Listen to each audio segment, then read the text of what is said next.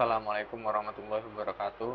Perkenalkan, nama saya Andrian Syamir dengan NIM 124400065. Di sini saya membuat tugas video simulasi rangkaian penyearah gelombang, tepatnya penyearah dengan tiga metode yang berbeda.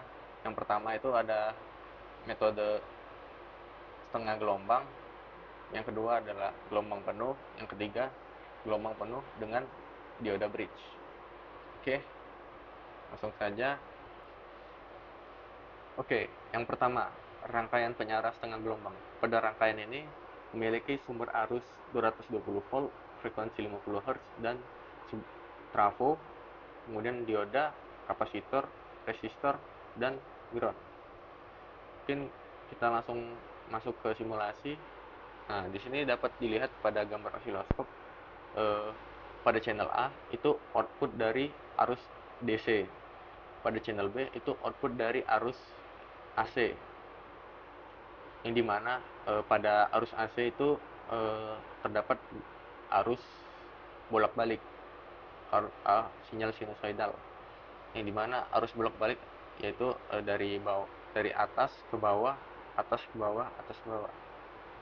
Nah, setelah melalui dioda yang dimana itu mengarahkan arusnya menjadi arus positif saja, menjadi seperti ini.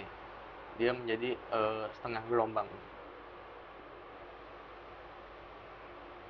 Nah, di sini berbentuk gerigi-gerigi atau kita sebut ripple, itu dikarenakan di sini menggunakan komponen kapasitor yang membuat arus yang sebelumnya seperti ini menjadi seperti ini, menjadi ada ripple.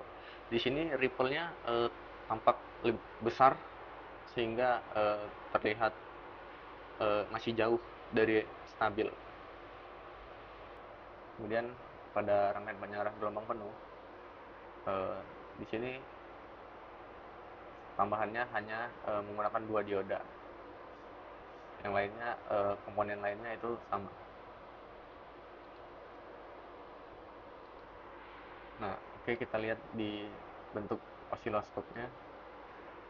Di sini gelombangnya eh, terdapat penyearah secara penuh, gelombang penuh, dikarenakan dioda satu dan dioda 2 bekerja secara bergantian, yang dimana ketika naik itu dioda satu dan ketika turun itu dioda 2,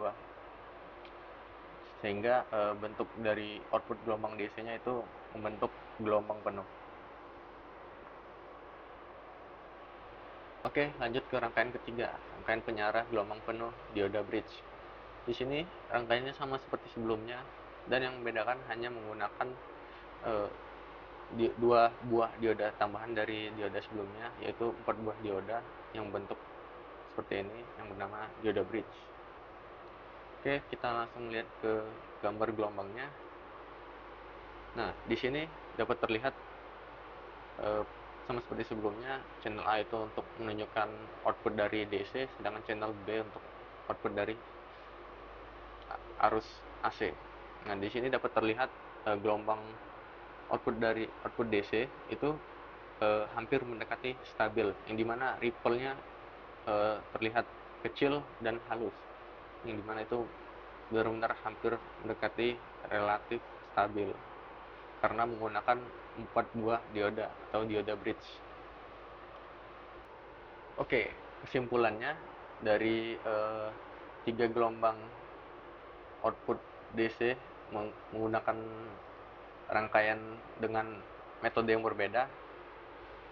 Yang pada metode pertama, penyearah setengah gelombang, di sini output DC-nya itu menjadi arus DC setengah gelombang, yang dimana terdapat ripple yang cukup besar yang masih jauh dari relatif stabil.